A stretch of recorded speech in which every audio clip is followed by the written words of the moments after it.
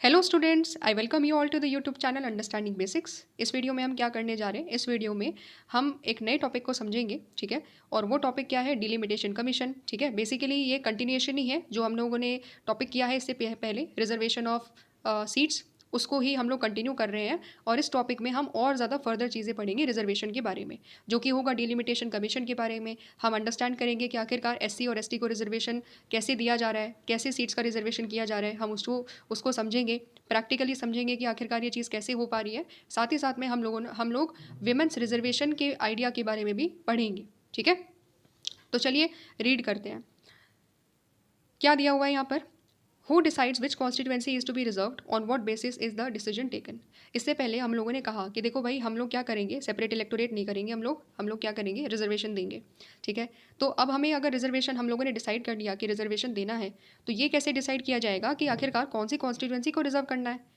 Total कितनी constituency है, अब तक तो याद भी हो गया होगा, 543 कॉन्स्टिट्यूएंसी है इंडिया में, है ना। तो अगर 543 कॉन्स्टिट्यूएंसी है तो कौन सी कॉन्स्टिट्यूएंसी को हम रिजर्व करेंगे आखिरकार, ये कैसे डिसाइड होगा कि ये वाली कॉन्स्टिट्यूएंसी करे या ये वाली कॉन्स्टिट्यूएंसी करे, है ना।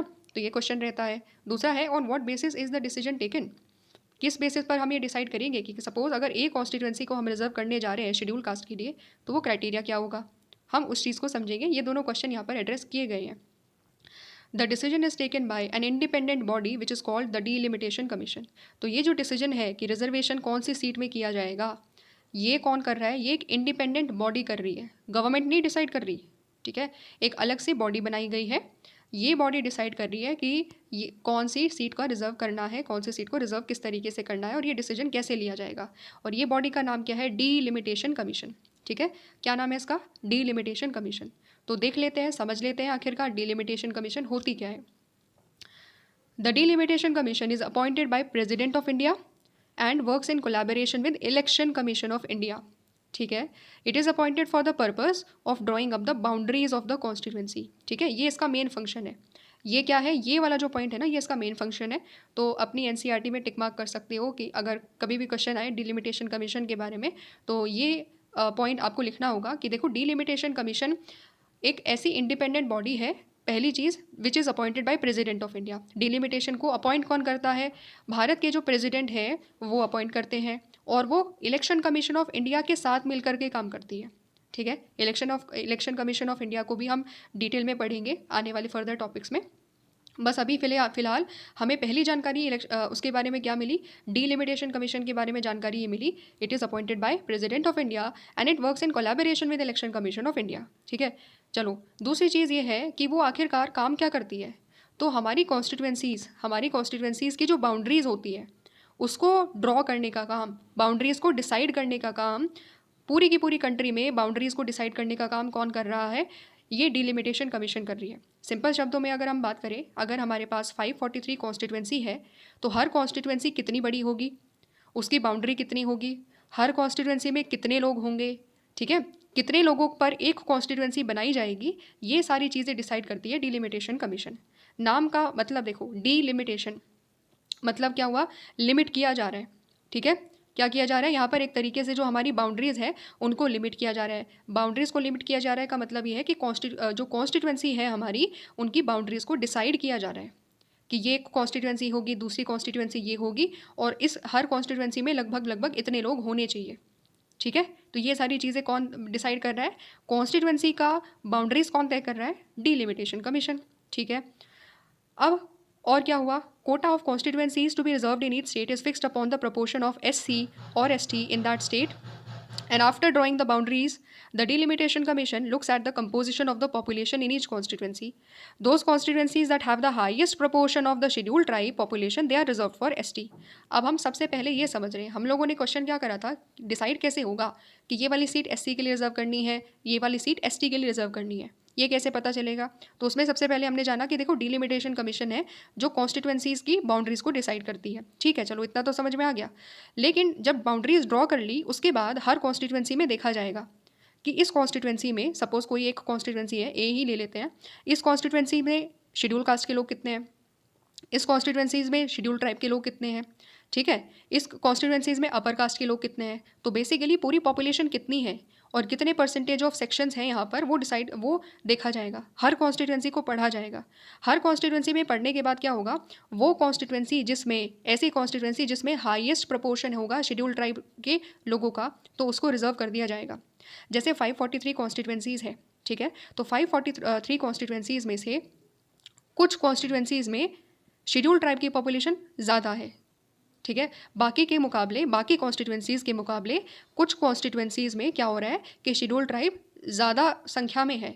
तो जहाँ पर शेड्यूल ट्राइब ज़्यादा संख्या में है, ऐसी कॉन्स्टिट्यूंसीज़ को हम शेड्यूल ट्राइब के लिए रिजर्व कर देते हैं कि चलो भाई इतनी सीट आ गई है, इतनी कॉन्स्टिट्यूंसीज़ में एसटी की पॉपुलेशन ज़्यादा है बाकी कॉन्स्टिट्यूंसीज़ के मुकाबले, तो उनको रिजर्व कर दिया जाएगा शेड्यूल ट्राइब्स के लिए। क्लियर हो गया? तो कॉन्स्टिट्यूंसी कैसे डिसाइड हो रही है कि ये कॉन्स्टिट्यूंसी जाएगी रिजर्वेशन में, वो डिसाइड करी जा रही है पॉपुलेशन के बेसिस पर। जहाँ ज़्यादा जनसंख्या होगी शेड्यूल ट्राइब की, वो सीट रिजर्व कर दी जाएगी। क्लियर हो गया? अच्छा, in the case of the schedule caste, delimitation commission looks at two thing. अगर हम लोगों ने शेड्यूल ट्राइब का तो फंडा क्लियर कर लिया, शेड्यूल कास्ट की अगर हम बात करें तो शेड्यूल कास्ट में क्या दिया जा रहा है कि जो डीलिमिटेशन कमीशन है वो दो चीज़ों के बारे में देखती है। क्या है? It picks constituencies that have a higher proportion of schedule caste population. ठीक वैसा ही जैसे शेड्यूल ट्राइब में होता है, तो यहाँ पर भी ऐसी कॉन्स्टिट्यूंसीज़ को रिजर्व कर दिया जाता है जहाँ पर शेड्यूल कास्ट की पॉपुलेशन बाकी कॉन्स्टिट्यूंसीज़ के मुकाबले ज़्यादा होगी। ठीक है, तो पहली चीज़ तो ये क्लियर हो गई है। But it also spreads these constituencies in different regions of the state. This is done because the scheduled caste population is generally spread evenly throughout the country. तो क्या कह रहा है? ये कह रहा है कि देखो, जब हम लोगों ने हायर पॉपुलेशन के बेसिस पर सीटें रिजर्व कर दी शेड्यूल कास्ट की, तो ये जो सीटें हैं ना, किसी भी एक रीजन में, किसी भी एक स्टेट में क्या किया जाता है, अलग अलग रीजन्स में कॉन्स्टिट्यूंसीज़ को डिस्ट्रीब्यूट किया जाता है। ऐसा क्यों किया जाता है? ऐसा इसीलिए किया जाता है क्योंकि शेड्यूल कास्ट की पॉपुलेशन पूरी की पूरी कंट्री में इवनली डिस्ट्रीब्यूटेड है। इसका मतलब देखो, ऐसे समझो, सिंपल तरीके से इसको ऐसे समझो, जब हम यहाँ पर ये कह रहे हैं, देखो शेड्यूल कास्ट के लिए हमें कितनी सीटें चाहिए थी, शेड्यूल कास्ट के लिए हम लोगों ने 84 सीट्स रिजर्व कर रखी है ना। शेड्यूल कास्ट के लिए हम लोगों ने 84 सीट्स रिजर्व कर रखी है। शेड्यूल ट्राइब के लिए हम लोगों ने कितनी कर रखी है? 47 सीट्स रिजर्व कर रखी है। इतना तो समझ में आ गया। अच्छा, अब यहाँ पर जब हम कह रहे हैं कि क्या हो रहा है, अब जब हम यहाँ पर कह रहे हैं कि हम लोग क्या करेंगे, हम लोग बेसिकली SC के लिए रिजर्वेशन करेंगे।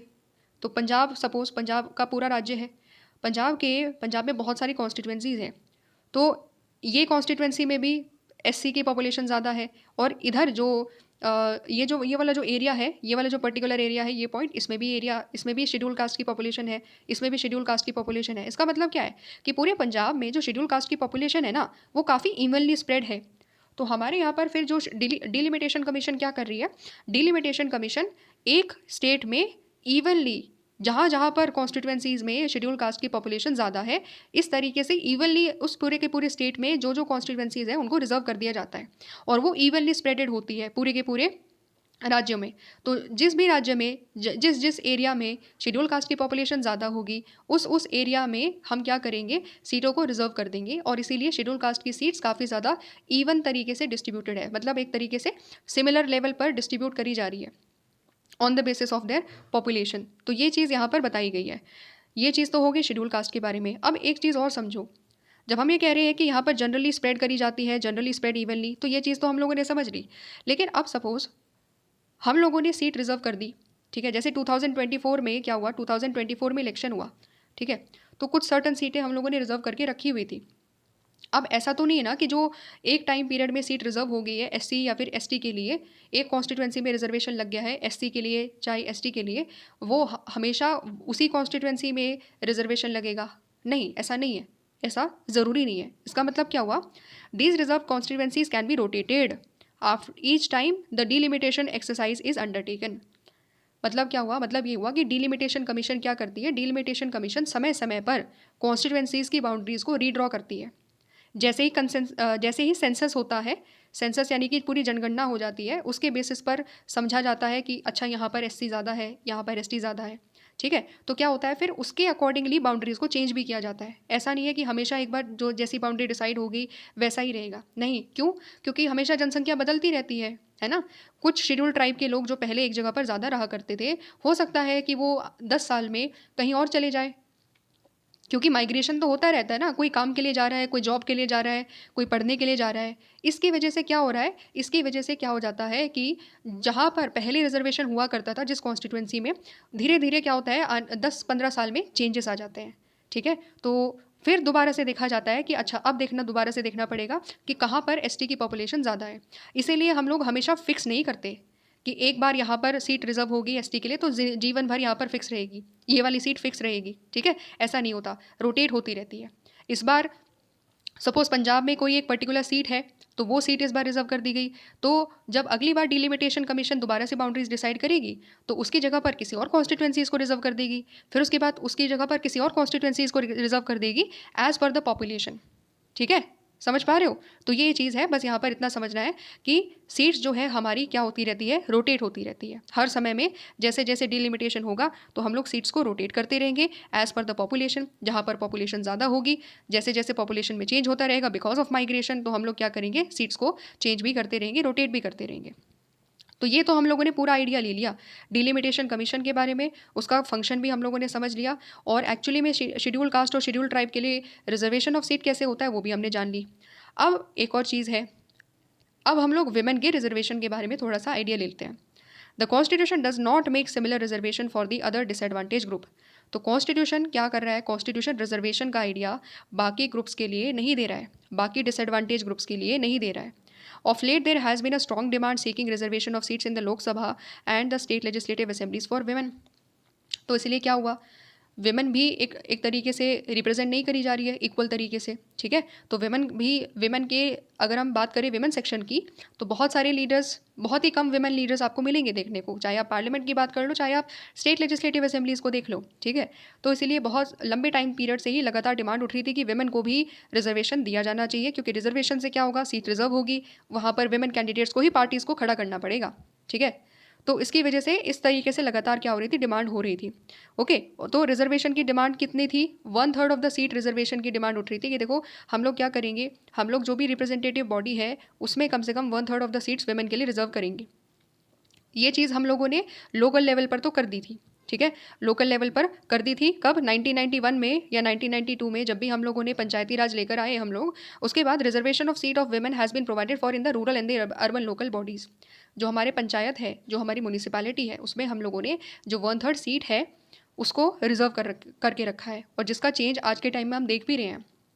ठीक है, ज़्यादातर मतलब बहुत सारे केसेस में क्या हो रहा है कि विमेन सरपंच है वहाँ पर, रिजर्वेशन ऑफ सीट की वजह से काफ़ी ज़्यादा फ़ायदा भी हुआ, और विमेन लीडर्स भी हम लोगों को देखने मिल रही है जब भी हम गाँव की बात करते हैं। हाँ, ये बात अलग है कि उसमें बहुत सारे अभी भी इश्यूज़ है। रिजर्वेशन के इश्यूज़ ये है कि भले ही विमेन क्यों ना वहाँ पर जीत गई हो, वो सीट रिजर्व कर दी गई हो विमेन के लिए, लेकिन तब भी जो विमेन का पति है वही वहाँ पर सारी डिसीजन मेकिंग कर रहा है। तो of course these are the fallacies. ठीक है, ये सारी कमियां हैं जिसको हम लगातार धीरे धीरे ओवरकम करने की कोशिश करते हैं, but no doubt about this कि इसकी वजह से विमेन एम्पावरमेंट ज़रूर बढ़ा है, और विमेन का जो पार्टिसिपेशन है लोकल लेवल डिसीजन मेकिंग में वो बिल्कुल बढ़ा है। इस चीज़ को कोई डिनाई नहीं कर सकता। ठीक है, तो ये चीज़ हम लोगों के सामने लोकल लेवल पर हुई। धीरे धीरे क्या हुआ, फिर बहुत लंबे टाइम पीरियड में ये चीज़ विधानसभा के लिए भी उठने लगी और लोकसभा के लिए भी उठने लगी कि भाई जब हम लोगों ने पंचायती राज में ये चीज़ कर दी है तो लोकसभा में भी करते हैं विमेन को रिजर्वेशन, और लोकसभा में भी देते हैं और विधानसभा में भी देते हैं। ठीक है, तो ये सारी चीज़ें लंबी डिबेट चली है इस पर, बहुत बार प्रयास भी किया गया लेकिन सक्सेसफुल नहीं हो पाए। फाइनली एक दिन ऐसा आया जहाँ पर हम सक्सेसफुल रहे। ठीक है, तो 2023 में जब नया संसद भवन बनता है तो उस संसद भवन में स्पेशल सेशन बुलाया गया। ठीक है, उस संसद भवन में स्पेशल सेशन बुलाया गया और सबसे पहला बिल जो पास किया गया वो क्या था, यही था। वो बिल क्या था, विमेन को रिजर्वेशन देने का। तो नारी शक्ति अधिनियम 2023 बिल लेकर के आया गया, and as per this particular bill क्या हुआ, विमेन को 33% रिजर्वेशन मिला, यानी कि विमेन को 1/3 सीट रिजर्व मिली है, 1/3 रिजर्वेशन मिला है लोकसभा में और स्टेट लेजिस्लेटिव असेंबलीज़ में, यानी कि विधानसभा में। समझ पा रहे हो? तो ये बहुत ज़्यादा लंबे परिश्रम का एक रिजल्ट है। ठीक है, बहुत लंबे टाइम पीरियड से, लगभग हम लोग 1990 मतलब उससे भी पहले से ही ट्राई कर रहे थे कि विमेन को रिजर्वेशन मिले, लोकसभा में भी मिले, विधानसभा में मिले, लेकिन फाइनली वो चीज़ पॉसिबल कब हो पाई, 2023 में जाकर के ये चीज़ पॉसिबल हो पाई। अब थोड़ा सा इस पर्टिकुलर एक्ट के बारे में एक दो इंपॉर्टेंट पॉइंट समझ लेते हैं, इसकी सिग्निफिकेंस को समझ लेते हैं। ठीक है। तो नारी शक्ति वंदन अधिनियम की सिग्निफिकेंस क्या है? देखो, अभी तक हम लोगों ने क्या डिसाइड किया, अब तक हम लोगों ने क्या देखा। अब मैं थोड़ा सा डेटा दे देती हूँ आपको, तो चीज़ें और ज़्यादा क्लियर हो जाएगी। 2024 में इलेक्शन हुए थे, जनरल इलेक्शन हुए थे। पता है उसमें कितनी विमेन आई है? इस बार की जो विमेन लीडर्स आई हैं, मतलब विमेन एज एन एमपीज के तौर पर अगर आप देखोगे तो 74 है। 74 यानी कि समझ रहे हो, 13.6% के आसपास जो हमारे लीडर्स हैं, मतलब जितने भी लीडर्स हैं उनमें 13% ही केवल विमेन है। यानी कि 74 सीट्स पर विमेन बैठी हुई है कितनी सीट्स टोटल? 543। ठीक है। तो जब ये रिजर्वेशन लागू होगा, ये रिजर्वेशन कब से लागू होगा? अभी से लागू नहीं होगा। ठीक है, 2024 से ये चीज़ इंप्लीमेंट नहीं हो पाई है, बिकॉज ऑलरेडी हम लोगों ने जनरल इलेक्शन कर लिए थे। ठीक है, तो 2029 में ऐसा बताया जा रहा है कि 2029 में ये जो रिजर्वेशन है 33% का, यानी कि 1/3 सीट रिजर्वेशन का, ये चीज़ 2029 से लागू होगी। और जब 2029 में रिजर्वेशन आएगा तो विमेन पता है कितनी सीट पर बैठेगी? 181 सीट्स पर। कहाँ 74 पर अभी बैठी है। और फिर जब ये रिजर्वेशन दिया जाएगा तो देखो कितनी विमेन हमारे पार्लियामेंट में आएगी, लोकसभा में आएगी। समझ रहे हो डिफरेंस? देखो इससे क्या होगा, इससे ये होगा कि आज जो 74 है, ठीक है, ऑफकोर्स वो भी एक इंपॉर्टेंट रोल प्ले कर रही है, बट जब 1/3 ऑफ द कैंडिडेट्स, लोकसभा के 1/3 ऑफ द सीट्स पर विमेन बैठेगी तो विमेन की आवाज़ ज़्यादा होगी, विमेन के इशूज़ को ज़्यादा इंपॉर्टेंस दी जाएगी। एंड विमेन का जो रोल है डेमोक्रेटिक डिसीजन मेकिंग में, कानून को बनाने में, लॉ मेकिंग में, विमेन का जो भी पर्सपेक्टिव है, विमेन का जो पार्टिसिपेशन है वो बढ़ेगा। और इससे क्या होगा, एक इंक्लूसिव गवर्नेंस हमें देखने को मिलेगी। हर पॉलिसी में, हर लॉ में और ज़्यादा विमेन के बारे में फोकस किया जाएगा। ठीक है। दूसरी चीज़ क्या होगी? दूसरी चीज़ ये होगी कि जो आज के टाइम में जो कहीं ना कहीं विमेन हेजिटेट करती है पॉलिटिक्स में जाने से, वो हेजिटेंस दूर होगी, क्योंकि विमेन को लगेगा कि हाँ यार, अपॉर्चुनिटी है आज के टाइम में। अगर वो ट्राई करना चाहे, पॉलिटिक्स को ज्वाइन करना चाहे तो वो कर सकती है। पॉलिटिक्स एज अ प्रोफेशन के तौर पर अडॉप्ट और ज़्यादा बढ़ेगा, सिग्निफिकेंट लेवल पर राइज करेगा। ठीक है। लोकल लेवल में जब देखा जाएगा कि अच्छा, आज के टाइम में जो लड़की है वो संसद में जाकर के भी आवाज़ उठा रही है और इस तरीके से आवाज़ को बुलंद कर रही है, तो एक गांव में बैठी हुई लड़की भी इंस्पिरेशन लेगी उससे कि यार ये कर सकती है तो हम क्यों नहीं कर सकते। समझ रहे हो? ये होता है इतने बड़े लेवल पर चेंज लेकर आने का इम्पैक्ट। आप विमेन संसद की संख्याओं को इंक्रीज करोगे तो उसका इम्पैक्ट गाँव में जो लड़कियाँ हैं उस पर भी इम्पैक्ट पड़ेगा। वो भी सोच पाएगी कि येस, पॉलिटिक्स भी एक तरीका है, पॉलिटिक्स में भी कंट्रीब्यूट किया जा सकता है। क्योंकि ये चीज़ अब तक क्यों नहीं हो पा रही थी? क्योंकि उनके सामने विमेन लीडर्स के बहुत ज़्यादा एग्जाम्पल्स नहीं थे। ऑफकोर्स बहुत सारी डेडिकेटेड लीडर्स भी है, आज तक भी रही है, ऐसी बात नहीं है कि बहुत बढ़िया बढ़िया हमारे यहाँ पर विमेन लीडर्स नहीं रही है, ऐसी बात नहीं है। लेकिन जब ज़्यादा हो जाएगी कंपैरेटिवली तो और ज़्यादा इंस्पिरेशन मिलेगा। ठीक है, और ज़्यादा मोटिवेशन मिलेगा, गाँव में और ज़्यादा पार्टिसिपेशन होगा, पॉलिटिक्स में और ज़्यादा विमेन पार्टिसिपेट करेगी, और कहीं ना कहीं पंचायती राज में भी और ज़्यादा एम्पावरमेंट आएगा। विमेन अपने हाथ में ही पावर रखेगी। ऐसा नहीं है कि उसका पति उसके बिहाफ पर सारा डिसीजन मेकिंग कर रहा है, तो वो सर्टेन लेवल पर हम चेंजेस देखेंगे। ठीक है। एंड ऑफकोर्स इस चीज़ में टाइम लगेगा। ऐसा नहीं है कि 2029 में इंप्लीमेंट कर दिया तो 2029 में ही हमें कह देंगे बस विमेन एम्पावरमेंट तो हो गया। नहीं, टाइम लगता है चीज़ों में। ठीक है। तो वो कितना टाइम लगेगा, कितना नहीं, वो सारी चीज़ें समय बताएगा। बट ये ज़रूर है कि it is a positive steps, और अगर इसको सही तरीके से चैनलाइज किया गया, सही तरीके से यूज़ किया गया, हम इसके पॉजिटिव रिजल्ट्स देख सकते हैं। और ज़्यादा बेटर तरीके से विमेन एम्पावरमेंट भी हो सकता है और ज़्यादा बेटर तरीके से डिसीजन मेकिंग भी और करी जा सकती है। ओके, समझ गए हो? तो ये हम लोगों ने क्या पूरा आइडिया अंडरस्टैंड करा, पूरा का पूरा आइडिया हम लोगों ने पढ़ा रिजर्वेशन के बारे में। डिलिमिटेशन कमीशन का आइडिया आई होप क्लियर हो गया होगा। इसके बाद रिजर्वेशन कैसे होता है, शेड्यूल कास्ट की, शेड्यूल ट्राइब्स की सीट कैसे डिसाइड होती है, रोटेशन किस तरीके से भी किया जा सकता है, वो चीज़ भी हमने पढ़ी। एंड लास्ट में finally we did the idea of reservation of women, और उसमें हम लोगों ने पढ़ा लेटेस्ट जो बिल हम लोगों का है, नारी शक्ति वंदन अधिनियम। ठीक है, आई होप चीज़ें क्लियर हो गई होगी, समझ में आ गया होगा, मज़ा आया होगा।